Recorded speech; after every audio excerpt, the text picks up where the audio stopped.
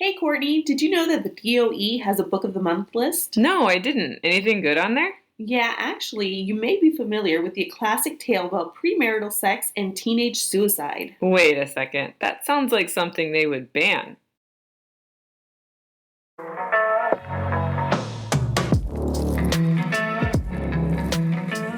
Hello, and welcome to Moms into Literary Freedom, Where a couple of moms fight back against groups trying to control what our kids can read. with each episode focusing on a specific book that has found itself on the chopping block of censorship.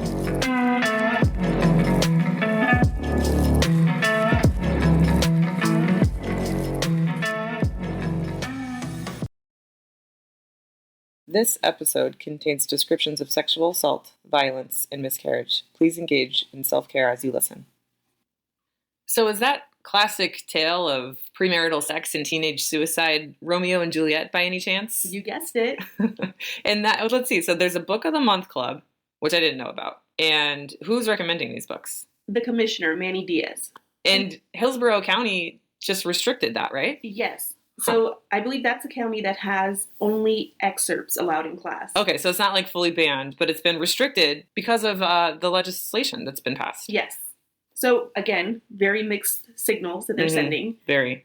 And it is a little raunchy if you understand Right. the double speak. Yeah. Yeah, that's the whole point of Romeo and Juliet. I mean, I'm not an English teacher, but what I do know about Romeo and Juliet is when it's taught to high schoolers, they're kind of taught that Elizabethan language, right? And the double meaning, like you said. And you can't really teach Romeo and Juliet without teaching what it is they're actually talking about. Yeah, no, that makes sense. Like, I don't understand why they're just doing excerpts instead of using the whole text. Well, because of the law. So I actually have an article here that's kind of explains it by USA Today. The title is "To Be or Not to Be on the Shelf. New Florida School Book Law Could Restrict Even Shakespeare." And then there's even there's controversy that's saying like the fact check website is like, oh, people are saying that this was banned and it wasn't. It's like, okay, this headline says restrict, which is exactly what happened in Hillsborough. They are only allowing certain excerpts because of the law. And I do think that some counties aren't allowing it. So Right. it has been removed in some counties. I can't think of which one now. But okay. It says it here in the article, actually. Works have already been restricted for certain grades in Orange County. Oh, okay. So that's Orlando. Okay. Like Shakespeare work, not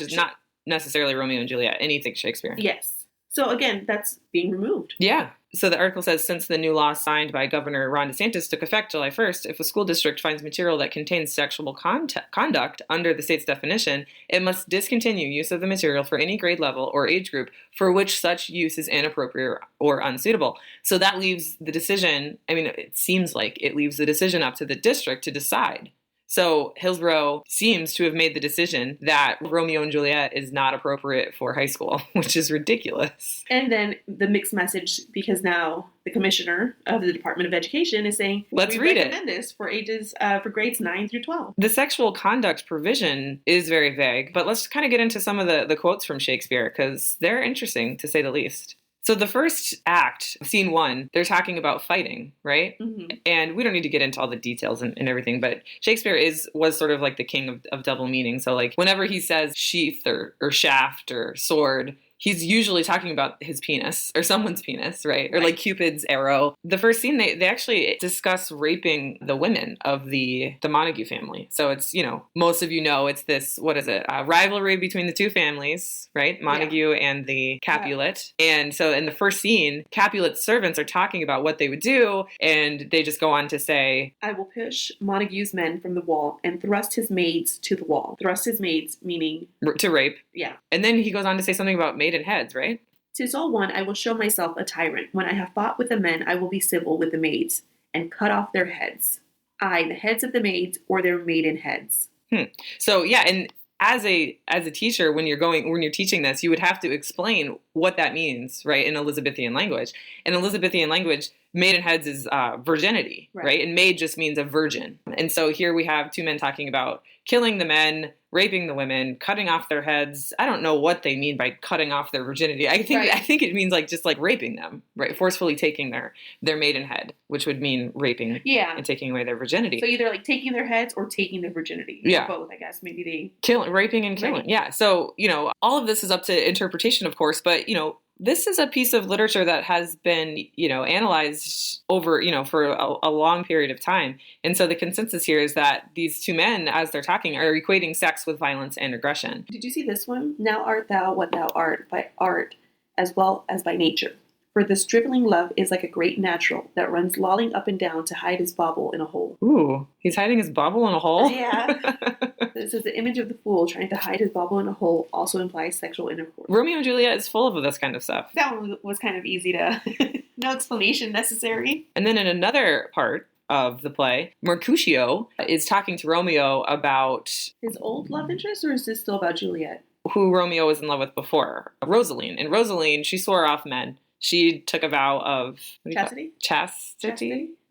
She took a vow. She took a vow to swear off men. Smart girl. And right. And so Romeo is like, coming to terms with that, and Mercutio is like talking to him through that. And Mercutio says, by her fine foot, straight leg, and quivering thigh, and the demosness that there adjacent lie. So Jennifer, what is adjacent to the thigh? Use your imagination. Can I say that?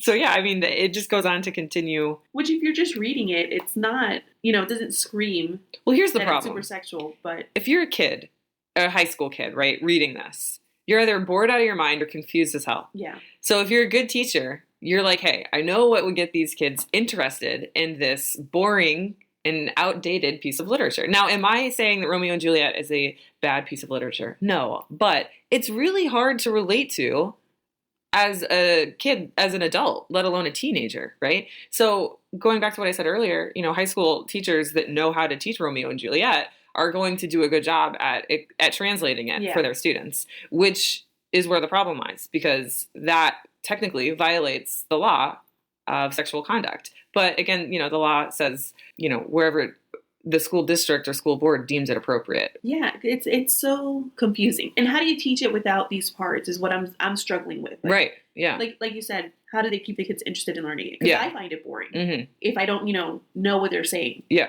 Like the whole weapons equals penis every single time. Or I didn't know that when they speak of dying, it means an orgasm. Yeah, I didn't know that either. So the whole time I'm like, oh, it's such tragedy. It would be so much more interesting. And I'm like, oh, it's not death. They're just getting down. And goose means prostitute, which I didn't know either. So this is Mercutio talking about how dumb love is, which again, like a teenager can totally relate to this. Yeah. Because Mercutio is, he's bitter, and he's talking about Romeo, and this is what he says.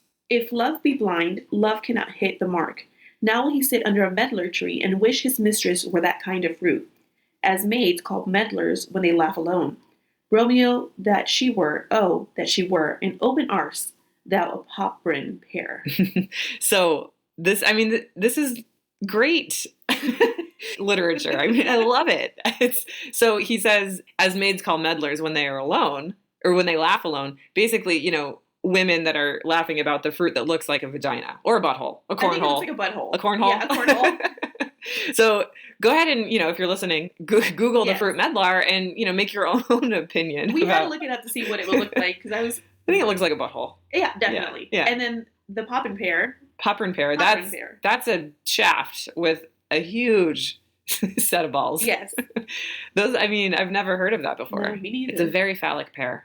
Very. And there's, open arse. There's no double meaning there. Like, that's just it. Right. It is what it is. Yeah. But also I read somewhere that arse, we as Americans see the word arse as like a funny way to say ass. But in the British culture, it's actually more of a vulgar word. And I don't know, I just read this on one website, that in Elizabethan times it meant vagina. It didn't mean ass. So, yeah. So I don't know. Although the fruit does look like an ass. Yes, it does. That's what's confusing. It looks like a butthole.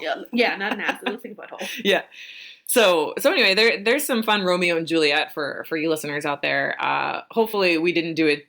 We probably have some like Romeo and Juliet scholars that are like, oh, you're butchering it. We did our best. I'll admit, I don't remember reading it in high school. I don't think I read it in high school. We might have. It's just, I've seen the movies. Yeah, obviously, of course. So, all of them. Yeah. The one with Leonardo DiCaprio was my favorite. Yes. I've talked to some English teachers or former English teachers, and they've said that they'd rather teach something else right? Okay. Some other form of literature, which makes sense. Like all of your exposure to literature in high school can't be from a white Christian hetero male who you have a hard time understanding. Right. I mean, there are standards that need to be followed, and but in my opinion, you need a lot of perspective. And Romeo and Juliet and Shakespearean works do accomplish that, but it shouldn't be the only thing that you read about in English literature. Right. And Out of Darkness is a perfect example Yes. of a Romeo and Juliet type story between a Mexican woman and a black man. Yeah. So today's episode is about Out of Darkness by Ashley Hope Perez. And so this book has won several awards. It has won the Amelia Elizabeth Walden Award, the Americas Award, the Thomas Rivera Mexican American Children, this is older children's book award, and the Michael L. Prince Award. And this was published in 2015. This is a top banned book. I believe it's number 8 by PEN America. So it has been heavily banned. Okay. And challenged. Mm-hmm. So wasn't there some like Karen mom that like went on a rampage? Yes. I'm going to play it for you because okay. You have to hear it. Well, I mean, speaking of, I know it has something to do with cornholes. Yes. And I wonder if she knows what that fruit is. That would go right over. Should send her a pop. I'm going to go ahead and play the clip of her losing her shit about this book. I've never had. I don't want to have. I don't want my kids having idea. Put it in her corn box. Put it in her cornhole. Grab a hold of that braid. Rub that. Man, I wish more moms would get that worked up about real things that are actually harming our children, like guns. Oh no, but bullying. That's okay. They don't have an issue with that. They fully support your Second Amendment right to bear arms and any gun, regardless of how many children die at the hands of them, which is frustrating. But like the fact that she thinks that because she said I don't want my kids having anal sex. I think the bleeping was anal sex, right? And first of all, like, we don't care if you do or do not have anal sex. You're a grown-ass woman and you can do whatever you want. But, like, the idea of a kid reading that quote, put it in her coin box, put it in her cornhole, do you think a kid's going to be like, oh, I'm going to go get myself a boyfriend and ask him to put it in my cornhole? Right. Like, that's not happening. It's not going to happen. Like, what? That's the thing that doesn't make sense to me, that all of these people who want to restrict and ban these books think that if a kid or a teenager or whatever reads these books, that they're going to go out and just do exactly what's happening in these books. And she drew more attention to that paragraph. Yeah. Because really, it's something that you would just kind of read over. It's not a big part of the book at all. No. Yeah, and if anything, it goes to show, because that was actually the gang, right? Yes. So these were like the white kids that were being like racist and misogynistic to the main character, Naomi. And so if you're reading the book, if you have context, you're like, wow, these kids are assholes. Exactly. I don't want to be like this. Like it's not doesn't glorify their behavior. No, not at all. And that's what the author pointed out. So she put out a response video, which is a little bit longer, so I'm not going to play that. The gist of it, she said, I made this video because many folks posting the original Carabelle video did not include context about my novel or the passage being read. Out of Darkness engages with a painful moment in our history. So the events of the book reflect racism, misogyny, and other forces that drive humans to monstrous behavior. It does so with the goal of supporting readers in confronting racism in our current moment and foregoing paths towards futures in which there is room for the living and loving of everyone in our country. In context, there is nothing titillating about the passage Miss Bell read. It reflects the ugly gaze and objectification that the main character endures. Exactly. And Miss Bell wants to pretend like objectification and toxic misogyny doesn't exist anymore, but we know that it does. And we know I would be willing to bet that she voted for Donald Trump. I would agree with you. And what did he say? Grab her by the pussy. Exactly. And that was swept under the rug as locker room talk. Maybe if he said grab her by the coin box, right, she would have been outraged. Or the cornhole. Oh, okay. And you know what sucks is that she was successful in actually getting the book removed. From the whole district? Yeah, from the whole district. She had it removed from Lake Travis schools. So she was successful. Her little stunt worked. Yeah. Because she made it more about anal sex. Mm-hmm. Like, if you hear her, obviously it sounds like, damn, that book is like raunchy. Yeah. And it's far from that. Mm-hmm. No, it's not. It's sad. Very. Yeah. Tragic. So, it's, you know, well, Romeo, this is like a retelling of Romeo and Juliet. Yeah, forbidden love. Yeah. And there's nothing titillating about this book. No. It's a hard read. There were some scenes, which we'll get into, between Romeo and Juliet, Naomi and Wash. They weren't titillating, they were sweet. Yes. It was kind of like, when Juliet was professing her love for Romeo. It was kind of in the same category, I thought, anyway. It was definitely not raunchy. No. But yeah, let's get into it. Yeah. So I love the way that Ashley Hope Perez lays out the book. Each chapter is told from a different character's perspective. Yeah. And sometimes they're really short pages. Yeah, some of them is just a page long. Yeah. And it is cool to get the insight from different characters. So our story takes place in 1936 in an East Texas oil town called New London. It focuses on a budding romance between two teenagers, Naomi Vargas, who is a Mexican-American girl, and Wash Fuller, who is an African-American boy. 1936, 1937, East Texas is not a place that these two want to be. No.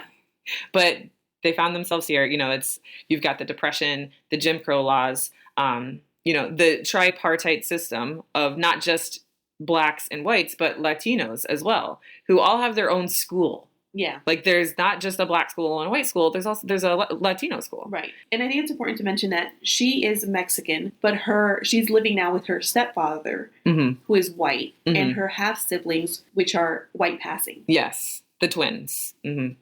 So she's, even though it's obvious that she's Mexican or Hispanic, they're still trying to pass her off as white. So, like, Henry, the stepfather, has, like, rules that they only have to speak in English. And they changed their names. Yes. They're using his last name as Smith. And I guess back in those days, paperwork was easy to... Yeah, to fudge. Yeah. So, she's in school as Naomi Smith. Mm-hmm. And they changed the names of the twins, too. Yes. They changed their names to Robbie and Carrie. Yeah. But their names are actually... Roberto and Caridad. I love the sound of those names so much more. But I was calling them Beto and Kari. Right. Beto. Is that better? Beto. Yeah. Beto and Kari. I was just saying Kari. I can't do that with the R's. I know. The R's are hard. Even Kari. the kids have a hard time with it. The very opening scene of the book is Wash finding a body. And we don't know who the body belongs to. But remember, he says something about it's a shoe that he recognized. Yes. And that comes back later in the story. He found the side door of the school and stumbled in to what was left of the main hallway. His arms went white with dust. Grit caked his tongue. He could hear shouts from the schoolyard. The building groaned around him, but there was no other sound inside. He'd been in the school to do odd jobs, but he hardly recognized it now as the dust began to settle. He was edging toward the blown-out wall of the classroom when he saw it, a black shoe with a worn strap and a red button. A shoe he knew. And so that's how it begins as the reader. We don't know who the shoe belongs to. Right. Throughout the whole book, we wonder, is it Naomi's shoe or is it someone else's shoe? But then it just goes right back into before the explosion. And so throughout the whole book, you know that this tragic explosion happens, but you can't help but hope that that there's a happy ending, right? Like the whole book, I'm like, there's a happy ending. There's a happy ending. So like Jennifer said, Naomi and her younger twin siblings moved to New London to live with Henry, who's the twins' father. So Naomi's mother died during childbirth. Her name was Estella, and she had a hard time getting pregnant, and she had a few miscarriages. So when Henry was married to Naomi, he was told by Estella's doctor that he can't get her pregnant anymore. And so I think that led to him not being able to have sex with her as much and led to Henry repeatedly molesting Naomi. She's remembering the time when that happened. She's having a nightmare. So suddenly she finds herself in her old home in the little Houston house where Naomi had lived with Henry and her mother. Then pink tile and his hands on the lock. And just like you're making butter, that's all you have to do. You can keep your mama safe and her heart in her throat and no words coming out. That's one quote of a few quotes where Naomi describes Henry repeatedly molesting her as a child before her mother dies, giving birth to the twins. Yes. And there was a part in there also that really bothered me. And I guess back in I guess it still happens today too, but back in those days, like he says, like, what's the point of having the wife if I can't sleep with her? Like, he was pissed that he couldn't have sex with her because it would put her life at risk. Yeah, he said, a man has needs, God damn it. Right. And he's like, he doesn't care about her life at all. Like, and the doctor gave him condoms. Like, condoms existed in 1936, or this was before 1936. Yeah.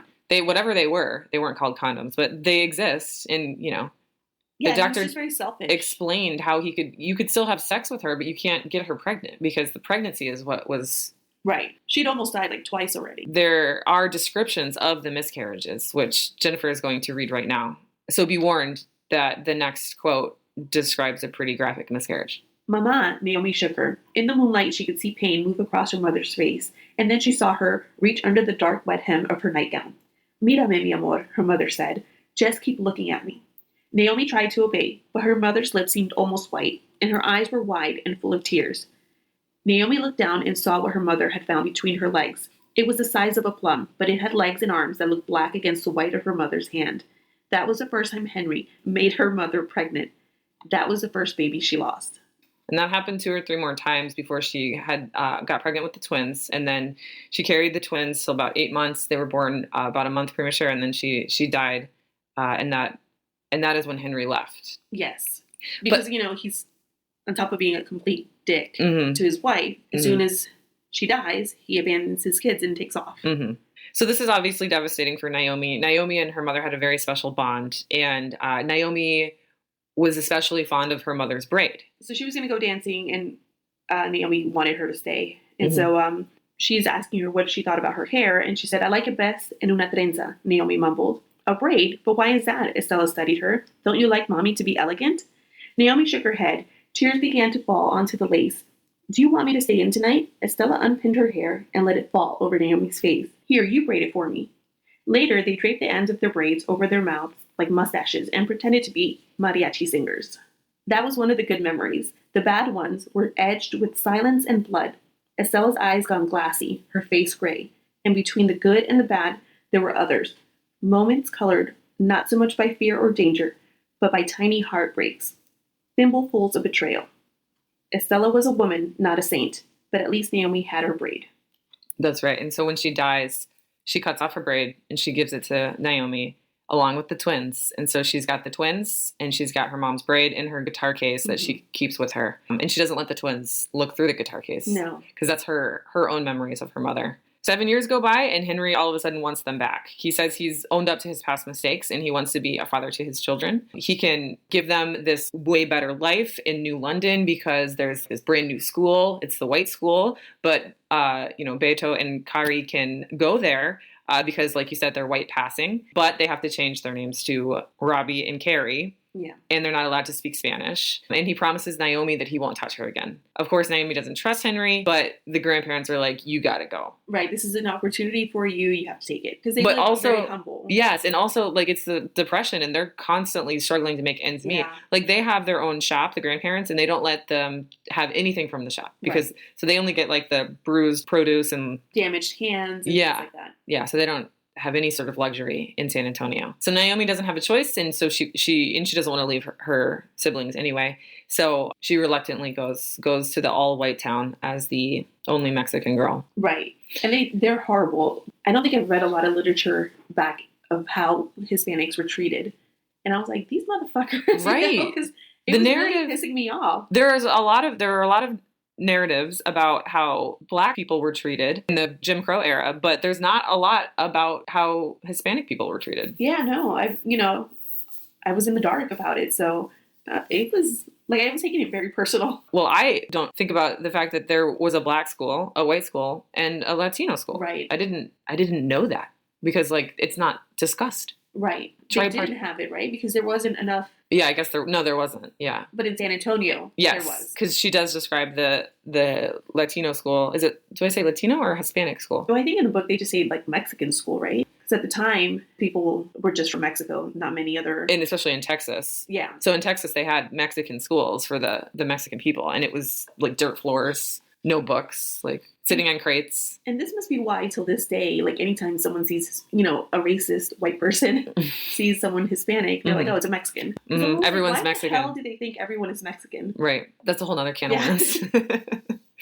So meanwhile, Wash, the charismatic, I imagine him to be the most handsome, adorable, kind boy, lives on the opposite side of New London in the colored section known as Egypt Town. Wash's family is comparatively more educated and well-off than their neighbors, since they both attended the Tuskegee Institute. And of course, their son is expected to also attend the Tuskegee Institute. So Naomi and Wash are first brought together by Beto and Kari, who quickly adopt Wash as their best friend. And Wash quickly adopts them as well. He's so wonderful with them and teaches them to fish and does all these fun things in the woods.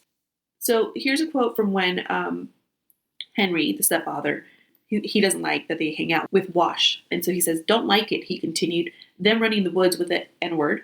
She set the cup of coffee in front of him, a bit sloshed out, but she didn't wipe it up. Henry stared at the spill. He picked up the cup, pulled coffee through his teeth, and measured its bitterness on his tongue. Did you hear me? He asked. She seemed about to say something when Beto came into the kitchen. He loitered around the edge of the table until Naomi whispered something into his ear. Then he went back down the hall. They would like to do things with you, you know, Naomi said. Her eyes met him for a moment. A chastened resignation settled on Henry. He added more sugar to his coffee and nodded slowly. He remembered, but did not feel, the stirring he sometimes got at church meetings. That shows how, Henry is not really trying to be a dad, but, he doesn't like that Wash is doing a better job Right. than he is. And he said, he remembered his stirrings that he sometimes felt at church, but he didn't feel them. Which means like he doesn't want to be a dad in his heart of hearts, but he was, as we later find out, convinced by the local pastor to bring his family here. It wasn't because he wanted to. It was the pastor found him out and was like, oh, you have a family, bring them here, even though Henry knows that he's a monster. Right. And he's not going to change. And he's trying to convince himself that he's a better person than he is. Yeah. But deep down he knows. But it's all an act, yeah. He's not genuinely trying to be a better person. So it's in the woods by the river that they become this happy family. Naomi, Wash, Beto, and Kari. And, Wash teaches them how to fish, how to skip stones. And later he helps Naomi with her homework, by the river. And then Naomi finds this beautiful hollowed out tree. And I'm imagining it to be just like huge, 7 feet wide, and it's completely hollow. Yeah. And there's like this little hole that you go in, and it becomes her and Wash's secret place. So this is the first time she shows him her hollow tree. He skirted a fallen tree and stared at the trees. At first, he didn't see anything remarkable, and then he did. The opening in the tree wasn't small, but it was screened on one side by a mess of brambles, and on the other side by the second oak, a perfect hiding place. He squatted and pulled himself inside. His eyes fell on the smooth curves of her calves, and he wanted to reach his hands out and follow those curves up, up. Instead, he pressed himself back into the opposite side of the hollow and stood. So this is where you vanished to, he said. Naomi didn't answer. She blinked. He was still there. Wash was inside the tree with her. That goes back to what we were saying about the Romeo and Juliet, the love of it all. And, of course they're attracted to each other. They're teenagers in love. And, we start to see that more. And then that's where their romance literally takes root, is in this tree. And they have these tender, loving moments together. Right. And there were rare moments because they didn't have a lot of chances to meet up in this tree because either the twins were there or, she had chores. She was basically Henry's maid. Yeah. But then he tried to turn her into her housewife, the housewife later on. That part was so gross. Yes, which further proves the point that he is a monster. This book is primarily Naomi's story, but Wash is a very important character within her story. The author does a really good job at counting down to the explosion, because you have to remember, like, the explosion happened at the beginning of the book, and we know it's going to happen, and we're wondering when it's going to happen. Right. We know it happened in March. Right. But we know from what he said, it happened after their romance blossomed. Yes. Because he's talking about how he can't wait to get to her. Right. And then the explosion happens. So Naomi's moments with Wash and the twins are literally the only times that she's happy throughout the book. Yes. When she's at school, she is bullied and harassed. And when she's at home, she is, like you said, Henry's slave. And, And obviously she was abused by him. So she's always in fear. Yeah, she doesn't sleep. Yeah. She sleeps with the letter opener that her grandmother gave her in between her legs.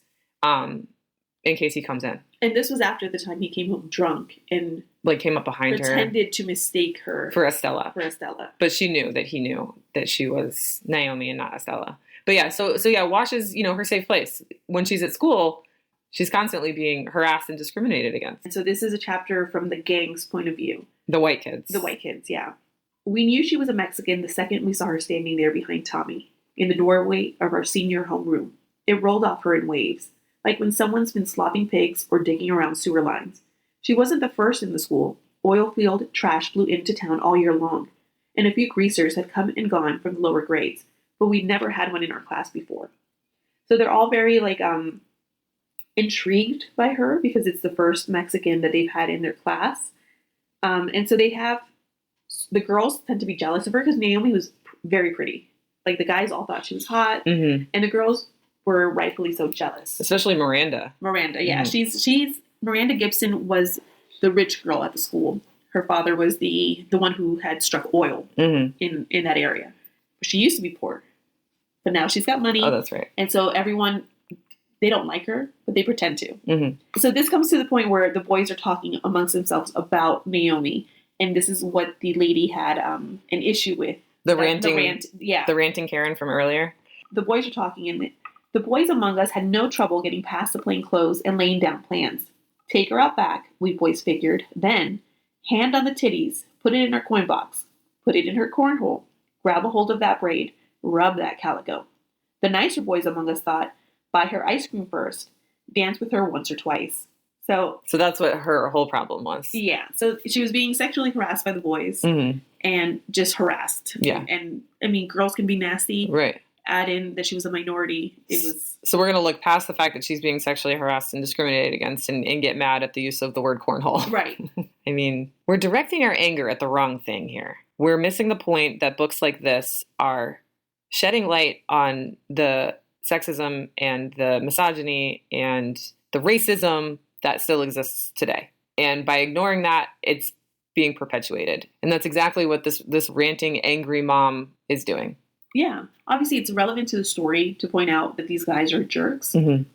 But the whole cornhole thing was such a small part of the book. Like, yeah. It just shows what kind of jerks they are. It's not relevant to Naomi or her story. It's just another example of Moms for Liberty and their supporters taking something out of context and missing the whole point, and how it can actually result in a better society. Yeah. Is if we talk about sexual assault and we talk about racism and we talk about, how to talk to our kids about these things and what happened in the past and how we can prevent these things from continuing to happen by raising kids that are aware of, the way people can be towards certain people that are different from you. Right. And how it's wrong.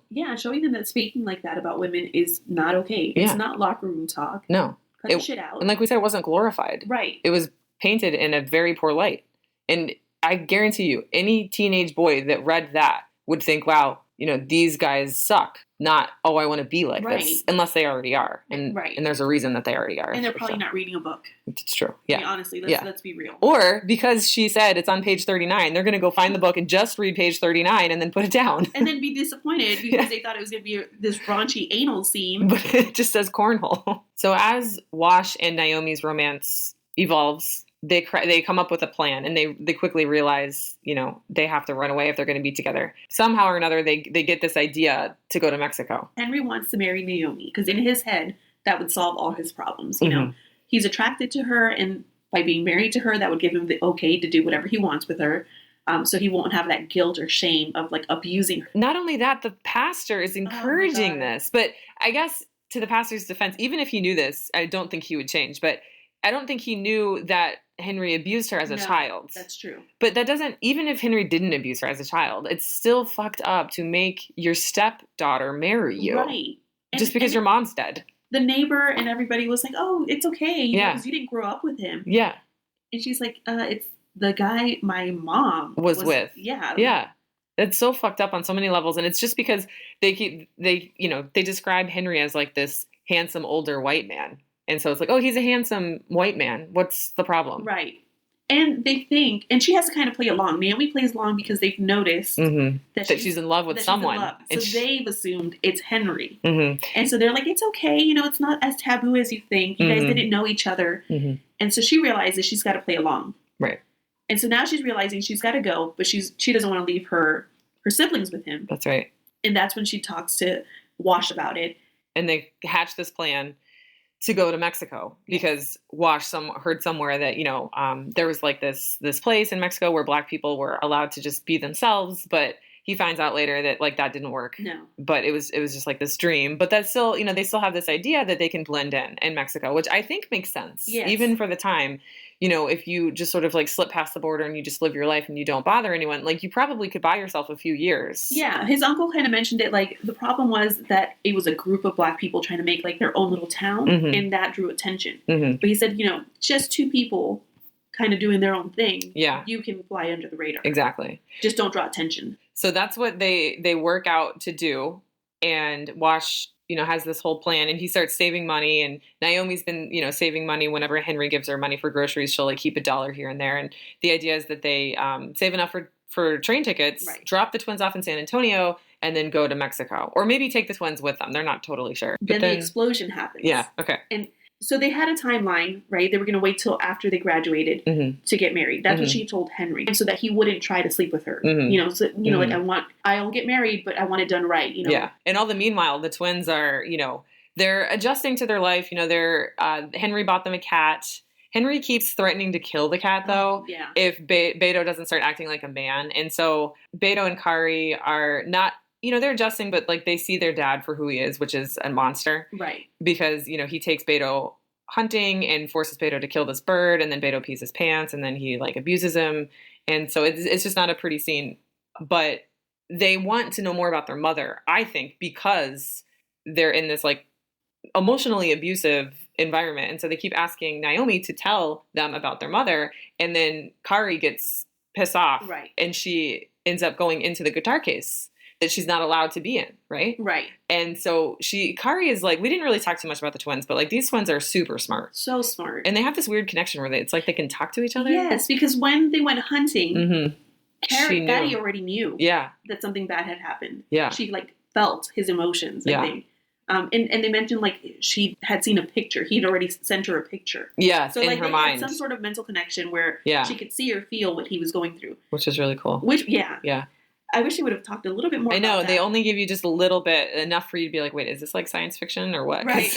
But it was pretty cool. But anyway, Kari, she had all these like harebrained ideas, and she was like very She's bold. bold. And so she steals the braid out of the guitar case and her mom's shoes, takes them to school, and has a fucking seance. I laughed. I was like, what the hell is going on? Because when she opened the case and that whole thing was happening, Yeah. I didn't think it was leading up to that. Yes. I was like, That's when they said seance, I was like, what? And not only that, she like convinces a bunch of her classmates to come and watch this seance. And her classmates are like, what the hell is going on here?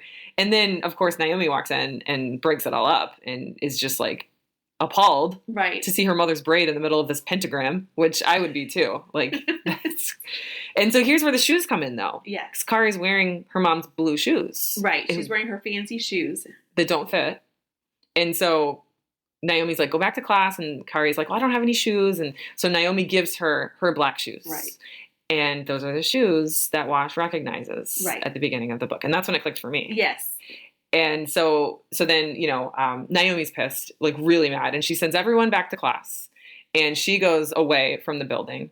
Before Beto. they leave, though, Gotti tells her, I hate you. Oh, that's right. So they kind of have like this, they don't leave on good terms. Yeah, yeah. She's pissed, They're all Naomi's mad at each pissed, other. They're Yeah. all mad at each Yeah. other. And why is Beto mad at Kari? Beto's mad because he thinks she went too far this time. Mm-hmm. So he's also mad. So when she comes back to class, they always sit together. Mm-hmm. And what he did was he looked over to another classmate and said, will you sit with me? Mm-hmm. So that Gotti couldn't sit with him. And Gotti ended up sitting At in the another front. seat. Yeah, like at the opposite side of the room. And so Naomi's walking away. And the explosion happens. And the day before, Wash was working for the superintendent, as we mentioned, and he was approached by someone else, one of the groundskeepers at the school, and was like, hey, do you want to make more money? And Wash was like, I really got to get back, but I really need the money for the train tickets. So he said yes, because he needs some money for the train tickets. Right. And so this guy's like, we got, kids are complaining about headaches and a funny smell, so we think there's a gas leak. It also should be noted that Wash had this idea for the school to save $300 a month, Right. which is a lot of money back then. Yeah, a lot. $300 a month. It's a lot now for me. That's crazy.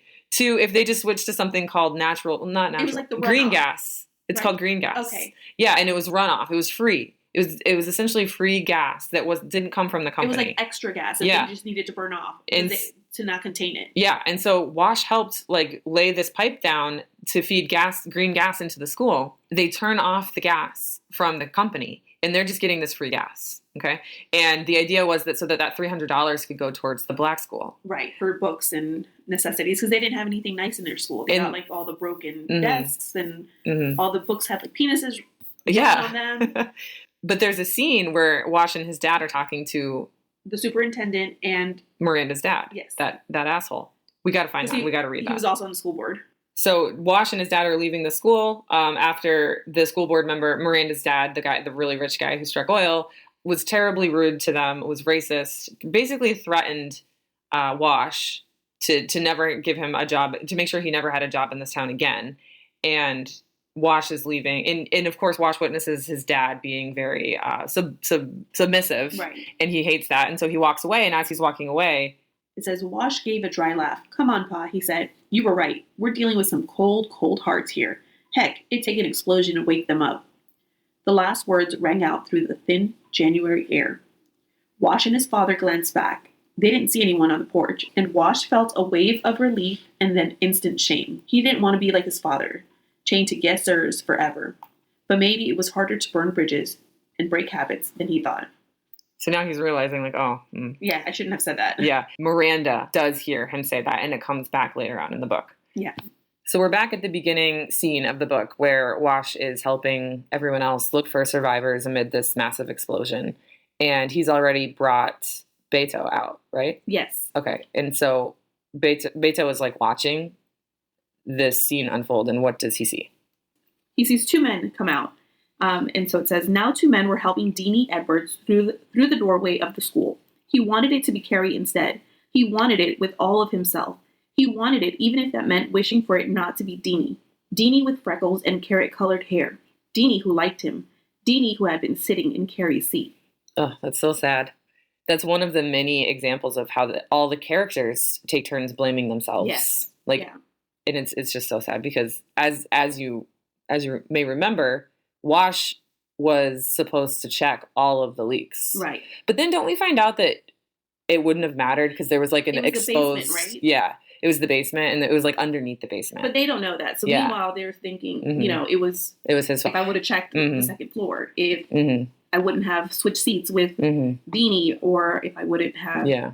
Because it really isn't their fault, but you can see how they would think it is their fault. Right. Like, and Naomi especially, because she sent them all back into that building and walked away. Right. And she already feels guilty about her mom's death because somehow she feels responsible. Yeah, and I think Henry blamed the pastor. Oh, he did. Because, he blamed God, like, where's God? You promised me everything would be okay. And that was one relatable moment I had with Henry. Yes. But yeah, as Wash is there, he is helping because that's who Wash is. Like, he's a good person. But of course, in disasters like this, and we see this all the time in real life, there has to be someone to blame. Right. And so these ignorant assholes see Wash, a black boy, touching the white children and like helping them and picking them up and bringing them to safety. And this one just like really mean, ugly man gets really upset about it. Can you imagine there's a tragedy and someone's helping and you're more worried about the skin color of the person helping your child? While there are children like trapped under rocks. And I think one mom does essentially say that. She's like, who's going to help my child? Like, shut up and stop, stop doing it. If you're not helping, move along, let him continue. But it didn't matter. He already got it in his head that he was going to find a way to like do something to get revenge against Wash for some reason. Right. Because they started questioning why he was there. Yeah. Like already trying to blame him. Mm-hmm. And they start putting the pieces together because Wash worked for the superintendent. Right. And they saw him laying that pipe for that green gas. And so they're starting to blame him. And later they realize it was his idea. Right. And then that quote that we already read about the explosion, it would take an explosion to wake them up. That comes back later in the story. Yeah. And that is essentially how we get to the next part of the book that we're going to explain, which is a manhunt against Wash and his family. Right. Because all these parents are angry. They've lost children. And they're blaming Wash for it. And of course, they show up at his house. They burn down his house. But yeah, it's just so sad because, Wash actually built a coffin for Kari because Henry couldn't. Right. And that does not help Henry at all. Like, his feelings already. He's pissed. He feels like a bad dad. Well, he is a bad dad. Yeah. He feels like he brought his kids to die here. Or at least one of his children. And he feels like a failure. And he can't even build a coffin for his daughter. That part was sad. So you mentioned the burning of the house. Yeah, they blamed Wash for this. Wash and Naomi decide that they need to run away sooner. He heads home and finds his mom all packed up and begging her husband to leave. And he didn't listen. There's a lot of people who didn't listen to this book. It's so frustrating, isn't it? Just go. Yeah, it's like, it's like when you're watching the scary movie and you're like, don't go in there. It's basically, that's exactly what it was. Wash went running to find Naomi, right? Yeah. As he was running, all the pickup trucks full of like all these angry white men, right, loaded up with shotguns and their guns, and they brought Beto and other kids to like join in. They were the high school, the gang kids. They show up and they're like, he's the one. So they get him. They start, obviously beating the crap out of him. They have him call his family out, and we think that they're gonna string him up and hang him from a tree. Naomi's in the tree in her hiding spot, and she hears footsteps and she realizes it's Beto out there because he ran off, Uh-huh. seeing like what was happening. She thought it was Wash, but it was Beto. Right. And he couldn't say anything. And but he's been like, Wash, Wash, Wash, Wash. yes. Yeah. And before that, he's kind of been nonverbal. Like since he saw Kari, he kind of became catatonic. Yeah. And just like, this is like a hard thing to think of too, but they had Kari's body on their kitchen table waiting for the Undertaker. So he's just like been laying under the table, holding her hand and not saying a word. And then here comes his dad and is like, let's go beat up, you know, your friend, someone who's kind to you and nice to you, which just dumbass who thinks that. And so, yeah, he's like, I just lost my sister. Now I've just witnessed someone I care about deeply get beat up. I was forced to destroy his house. It's Henry's awful. just a freaking idiot. He's a monster. And so now Naomi knows that something's happening. She says she sees two figures hanging from the tree. Which are presumed to be Wash and his dad. Right. And so at this point in the book, I'm just like so angry, right? Because, you know, again, like it makes you think like there might be just like some sliver of happy ending, right? And so she's mourning in the tree with Beto, but then... She felt the knowledge of what she'd seen settle back over her. But she had dreamed Wash's footsteps on the path, Wash's hands on her cheek. Then she felt it again, the hand from her dream. She heard his voice. She did not answer because you do not answer voices in your head, or ghosts. Naomi, wake up. It was his voice again. She tried on the knowledge, just in case. Wash, still alive? Her heart refused to remember the body swaying under the magnolia. She pulled free of Beto. He stirred but did not wake up. And then she exploded out of the tree and into Wash's arms. Ugh, I got the chills again just listening to you read it. Like when I was up at midnight trying to finish this book, because we were going to record the next day, I mean, I couldn't stop reading. And so this was my moment. This was like, oh, this is it. It's going to be a happy ending. Like Kari died. Yeah. Like maybe I was like, because I knew it wasn't going to be a happy ending. So I was like, oh, maybe they have to leave Beto behind. Maybe it's just going to be the two of them and they'll live out their days in Mexico and Beto will, you know, he'll survive. But that doesn't happen. No. No, unfortunately. His parents, Wash's parents, had found a neighbor to let him borrow a car. And they were going to leave. But he managed to have them wait. Convince them to wait for Naomi and Beto. And he comes to get them, and they're on their way there. And then the fucking cat. The damn cat. I know. Which we mentioned a couple times. This was the cat that Henry got Beto and Kari as like I'm trying to be a good dad sort of thing by buying you gifts. Right. And Beto and Kari had this like cute interaction where they were trying to figure out what to name it. Yes. And Beto won the argument, and they ended up naming him Edgar. After Edgar, because all calicos are girls. But after Edgar Allan Poe, because just to show that how non-masculine, I guess, Beto is, which is such a disappointment to Henry. Right. And so I think, every time Henry sees this cat Edgar, he's like, oh, my son's a pussy or whatever. Right. And he calls him that at some point in the book. So he's constantly making threats to kill this cat throughout the book. And how old are they in this book? They're like 8. 8. Yeah. And like, can you imagine your little 8-year-old has lost his sister, his best friend, and now he just wants his cat. Yeah. I can see why they went back for the I know. cat. I could see it, but I'm reading it going, just don't. And I think anyone who like knows how stories work, when they decided to go back for the cat, you were like, that's it. Yeah. They screwed up. To add to this, Naomi was like, well, I have like $14. Which back then was like $300. Oh, okay. So it's a nice chunk of change. So Naomi runs back and, she says, I can be the fastest and the quietest. And she slips through the window and she's like searching for this cat. And finally she feels like the furry cat on his pillow and she like gets everything she needs. And then what happens? So on the way in, she skipped over the step that she knows creaked. So on the way back, though, she didn't think to skip the middle step. When it creaked, she ran. Every step in the dark night brought her closer to Wash. Mm-hmm. Problem is, Henry heard the creak. Yep. And it woke him up. Yep. And so he gives chase. He grabs his rifle and his gun. So now he's got his revolver and his shotgun, and he's giving chase. Mm-hmm. She doesn't realize that he's spotted her. Mm-mm. So she makes it back to the car. And just as she's closing the door, he yanks the door open and pulls her out. Mm. So he gets to the door and he yells at her, "Get out," he said. She gave a small cry but didn't move. He leaned in farther to get a better grip. The air smelled of iodine and hair oil and filth. Blackness. Some kind of knowledge lurched inside him even before his eyes adjusted to the dark interior. He tightened his hold and dragged her out of the car.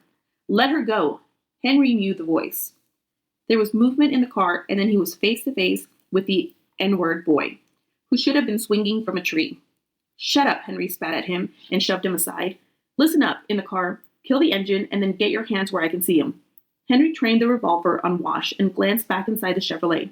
Now he could see that the rest of the N-word family was there. Black hands lifted into blackness, and Beto. It was too much betrayal to take in at once. He motioned Beto out of the car. You don't run from your father, not ever. Did you think I wouldn't find you? He saw that the boy was holding his cat. I'm going to strangle that damn cat. So again, he threatens the cat.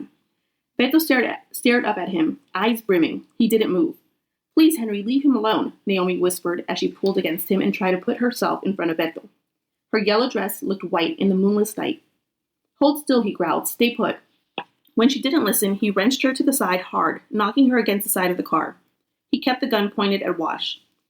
Henry glared at him. I've had enough of you meddling in my affairs, he said. He dug his fingers deep into the soft flesh of her arm.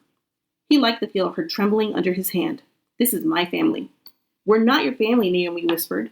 Like hell you're not. He pointed the gun briefly at Beto. Who's your father, Robbie? I don't have a father, the boy said. Damn it, Robbie.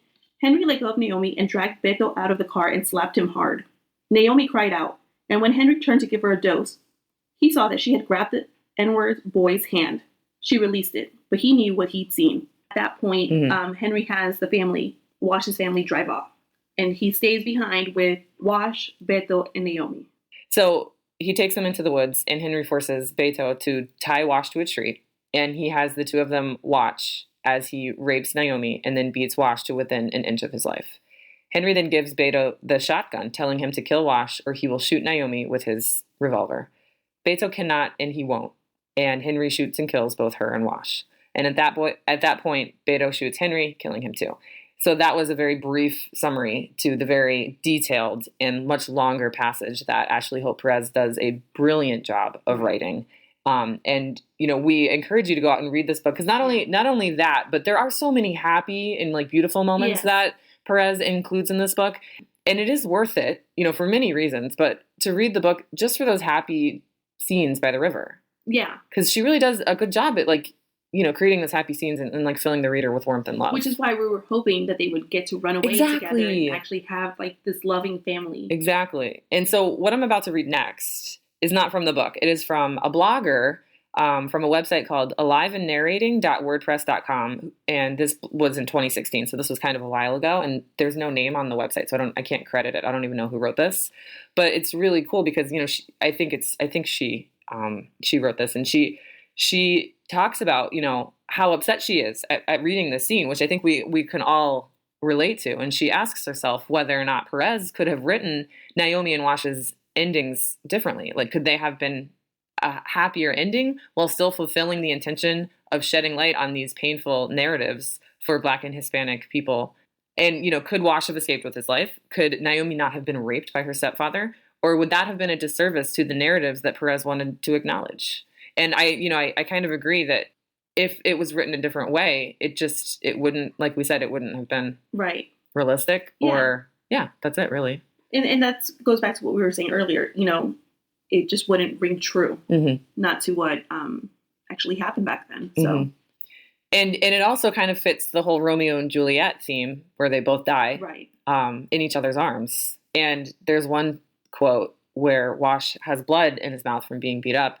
And Naomi looks at him and obviously she's very concerned. And he says, it's just strawberries. I'm just eating strawberries. And then they both die. And it's just so sad. Right. And he was so sweet, like even trying to comfort her.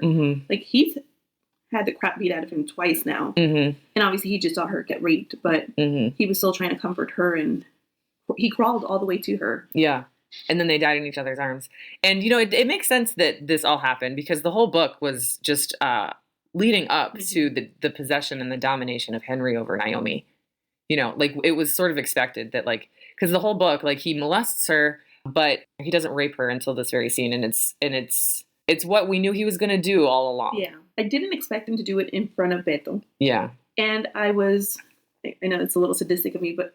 No, are you going to say what I think you're going to say? I was glad Beto killed him. Oh, I was going to say I was hoping the whole time that Beto was going to kill him before he killed them. And he was going to say, and I'm like, oh, I don't know. But I was so glad he killed Henry. But I was hoping he would have done it sooner. Yes, that's true. I did hope that too. Yeah. And now poor Beto is left with the guilt of everything. The last line of the book says, Dear reader, Beto needs you, dear reader. All he asks is that you take the story up and carry it for a while. That's deep. Yeah, and I was so mad. At this point, it's like 1:30 at night, and I'm pissed off, because I'm just, letting my emotions get the better of me, and I'm just like, why am I reading this book? And I'm thinking, like, what am I going to say in the podcast? Am I going to say, like, no, don't read this book, like, it's terrible? Like, I'm not going to say that because it's a wonderful, beautiful book, but when I read that line, it kind of clicked for me, and it reminded me of something that I already knew, but we all need to be reminded of, that it's our responsibility as humans, and it's humanity's responsibility to share the burden of the pain that we all experience. Right. And as a white woman who hasn't experienced any of these tragedies, it's important that we read people's stories and empathize with them. Yes. Not just for the obvious point of trying to prevent history from repeating itself, but just to be aware of, the different circumstances and situations that people live in. Right. And, that reminds me, right? Something I think about a lot with my kids, like, oh, these stories are too rough, too hard for your kids to read about. But I'm like, but there are other kids actually experiencing it. So if they can experience it, my kids can learn about it. I read Of Mice and Men by John Steinbeck when I was in 8th grade. Okay. And we were actually going to compare this book to Of Mice and Men because it is very similar. It's based in 1937, which is same time frame. Exactly the year that this book was based in. It was written in 1937, I should say. The Great Depression. And it was a book about class, poor versus rich, basically. And there was a lot of vulgar descriptions and there was a murder. The point is, Of Mice and Men, we noticed, is not on Book Look. What's it called? Book Look? Book Looks, which is like the reference that Moms for Liberty uses to ban books. That's where we go to find books that have been, to get ideas for the podcast. Yeah. And see what they think about these books. Yeah. To try and make it make sense, which it never does. No. Of Mice and Men is not on there. So why do we think that's not on there? And it's not just not on there, but it's also recommended it's on the book, recommended books for the Florida Department of Education. That's very interesting. So. And you told me that was this February. They put out a list. Yes. So it was a recent list, and Of Mice and Men was on that list. Recommended for 10th grade, I think. By the Department of Education. And let's just recap here. Of Mice and Men contains the N-word. Yes. Other multiple curse words, descriptions of murder. Why is Of Mice and Men not being outraged over in the same way that this book is? Right. Or other books written by authors of color. Yeah. Or, that feature characters of color. Or that feature characters that are of the LGBTQ community. The happy ending, I guess, for this story is Beto moves on, and he starts to write books himself, right? He moves back to San Antonio, and he is super smart. He goes to college, and then he writes a story. And they don't say what the story is, but they mention a news clipping that he's held onto about the explosion. Mm. It's a news clipping about Naomi. And it was wrong. Right. They played it as Henry catching Wash raping Naomi. Mm-hmm. And so he killed him. And then she died accidentally in the process. And Wash had the revolver and shot Henry. Mm-hmm. And they ended up all dying. And so he keeps that in his wallet, I think, as like a reminder that he needs to write the real story. Right. And the author doesn't give too many details on what Beto writes, but I like to imagine that he writes a love story between Wash and Naomi. Yeah. And in the author's note, Ashley Hope Perez says, I have tried to balance the heartbreak, cruelty, and ignorance of my character's world with the profound attention to the forms of kindness and connection that are also possible in it. And that's exactly what she does.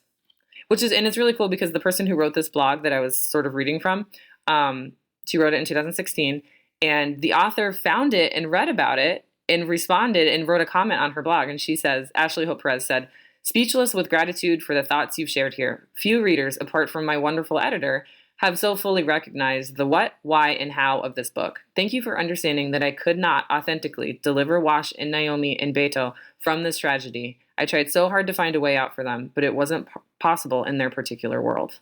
Wow. Yeah. And just to close out, this is why it's important to read the book and not just go based off what you see on social media or what Moms for Liberty likes to put out. Mm-hmm. Because if you go based off just what you hear people who are trying to ban this book, you would think it's like this pornographic book about anal sex. It's not, yeah. And it's absolutely not. And I'll tell you, I thought this book was going to be like something completely different because I've only known about this book because it's been banned or challenged. And it's like in the top 10. So I was like, okay, I have to read it. What's it about?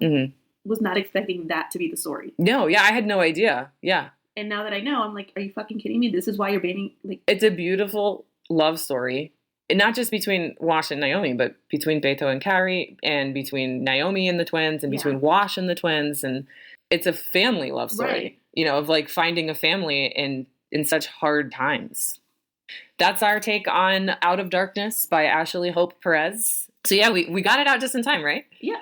Just in time for Hispanic Heritage Month. Oh, and also I saw on Southern Poverty Law Center's Instagram that it is Hate Crimes Awareness Month. Okay. The month of October. So this book doubles as both because of, you know, this was a hate crime.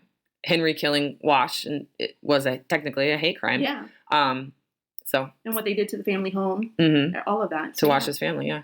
Next, we're doing Pumpkinheads, written by Rainbow Rowell, illustrated by Faith Erin Hicks, and this is a graphic novel. It's a New York Times best-selling author. Pumpkinheads, you know, kind of fits the Halloween theme. Yes. Get us into that fall mindset. It looks really cute. And I love graphic novels. Me too. Yeah, it's on, you know, Moms for Liberty has it on Book Look. So we'll read their fun book report and see what problems they have.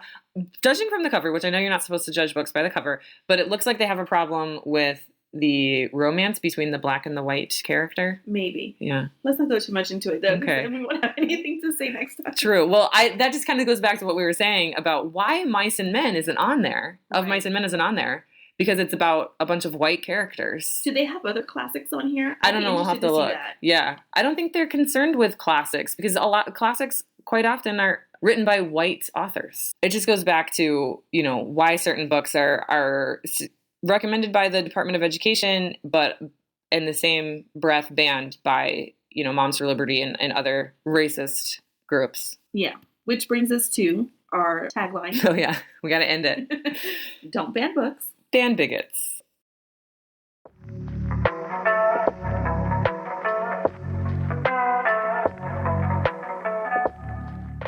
This episode has been engineered and mixed by your hosts, Jennifer Mendoza and Courtney Green.